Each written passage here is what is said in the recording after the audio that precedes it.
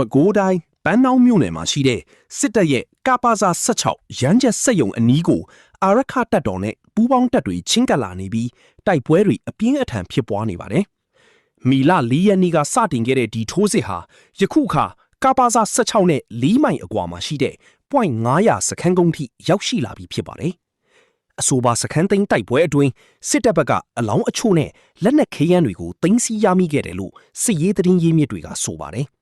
ရှေ့တန်းကာကင်စခန်းတစ်ခုဖြစ်တဲ့ .666 ကိုလည်းအာရခတပ်တော်ကသိမ်းပိုက်ထားပြီးဖြစ်ပါတယ်။စစ်တပ်ဘက်ကတော့စကခ10လက်အောက်ခံခမာယ363 364 366နဲ့369တပ်ရင်းတွေကထုတ်နှုတ်စုပေါင်းထားတဲ့အင်အားတွေနဲ့အပြင်းအထန်ခုခံနေရတာပါ။ဤရန်ချက်စက်ယုံကိုAA ကထိုးစစ်ဆင်နိုင်တာဟာတနိုင်ငံလုံးကတော်လှန်ရေးအင်အားစုတွေအတွက်ဗျူဟာကျတဲ့အောင်ပွဲဖြစ်တယ်လို့အကဲခတ်တွေကရှုမြင်ကြပါတယ်။စစ်အုပ်စုဟာ2026ခုနှစ်အတွင်းချင်းပြည်စကိုင်းနဲ့မန္တလေးတိုင်းတို့မှာမြို့တွေကိုစက်တိုက်ပြန်လည်သိမ်းပိုက်နိုင်ခဲ့ပေမဲ့အာရခတပ်တော်နဲ့ရင်ဆိုင်ရတဲ့တိုက်ပွဲတွေမှာတော့အရှုံးနဲ့သာရင်ဆိုင်နေရပါတယ်။လက်ရှိမှာ AA ဟာရခိုင်သာမကပဲခူးမကွေးနဲ့အေရဝတီတိုင်းတို့မှာပါမဟာမိတ်တွေနဲ့ပူးပေါင်းထိုးစစ်ဆင်နေပြီးစစ်အုပ်စုဘက်ကဒုတိယဗိုလ်ချုပ်ကြီးနိုင်ဦးကိုတာဝန်ပေးကတုံ့ပြန်ဖို့ကြိုးပမ်းနေပါတယ်။